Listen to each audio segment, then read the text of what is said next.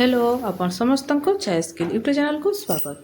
और ये शीत दिन चलुची शीत दिन फूलकोबी बहुत बढ़िया माने मिली थे खाइबा को बहुत बढ़िया भी लगी थे।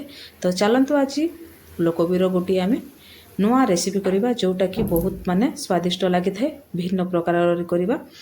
तो आम प्रथम फूलकोबी को छोट छोट पीस करी काटिदेबा ताकू धोईकी रखीदेबा तापर आलू भी 2टा रखीदेबा तापर दही 3 चम्मच हलदी गुंड लंका गुंड आउ जीरा गुंड आउ स्वाद अनुसार आपण मैंने ए लुण भी दे पारे तापर या भल भाव मिक्स करदेबा।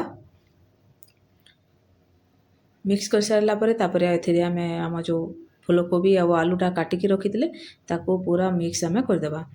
तो यहाँ माने शीत दिन चली तो आपण मैंने गोटे थर निश्चय तैयारी करंतु और शीत दिन में फूलकोबी खाइबा को बढ़िया लगी थाए अन्य माने मासरे टिके सेते टेस्टी लगी न थाए और बढ़िया फूलकोबी भी माने थाए। तो गोटे थर निश्चय तैयारी करंतु देखिए माने घर परिवार लोकन को समस्त को बढ़िया लगिबो। तापरे बेसन गोटे चम्मच आपण माने सेथिरे दे देबे। बेसन चाहिए आपण माने दही रे भी देकी माने गोली पारिबे और परे भी माने फूलकोबी रे देकी भी ताको भल भाव में मिसई पारिबे। तापर आम बड़ पियाज और शिमला मिर्च सेटा गोटे गोटे गोटे नहीं कि भल भाव ताको हम भाजी देछु बेसी भाजी नु। तापर से कढ़ई जो तेल आम रही जाता से आम आमर जो फूलकोबी आ आलू को जो आम माने आगर जो रेडी कर रखी ताको आम टिके भाजी दबा। किछि समय या आम भाजी देला परे एटा माने तार माने कलर भी चेंज हो और टिके सिझी जाइथिबो।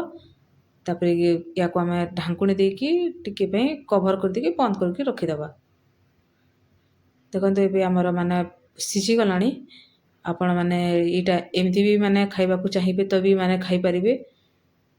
और या आम मसला देकी भी आम रेडी करबा एबे।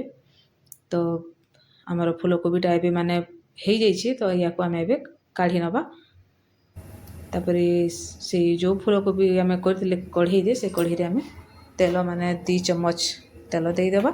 तापर तेल गरम हो सारा पर आम से किसी जीरा आम दे देबा।